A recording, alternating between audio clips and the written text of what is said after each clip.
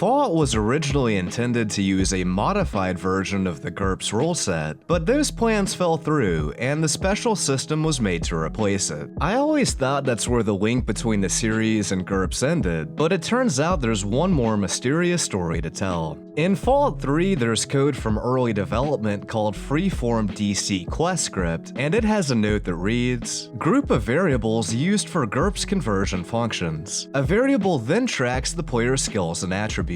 The next variable tracks GURPS converted scale, which goes from 3 to 18. Skill checks in GURPS work by rolling 3d6s. A dice roll lower than or equal to your skill level is a success, while a result that's higher is a failure. In GURPS, a roll of 3 or 4 is always a critical success, and a roll of 18 is always a critical failure. Tantalizingly, there are also references in this code to these as well. It's intriguing the developers included this aspect of the system, and it's possible they once wanted to include unique rewards/consequences triggered by very low or very high results. This could have been an awesome addition, but if the idea ever was planned, it never escaped this early stage of development. This script has the only remaining references to GURPS, and Fallout 3 obviously ended up using a totally different system to calculate speech checks. This is simply speculation, but there might have been plans for non-speech skill checks that had a chance to fail, similar to the classic games. Presumably Bethesda had access to the documents from when the original game used GURPS, and they decided to use the rule set to prototype at least speech checks, if not checks for other attributes too. It's hard for me to wrap my head around why Bethesda would use GURPS, especially over the systems established in previous games. It's also difficult to speculate further without more to go off of,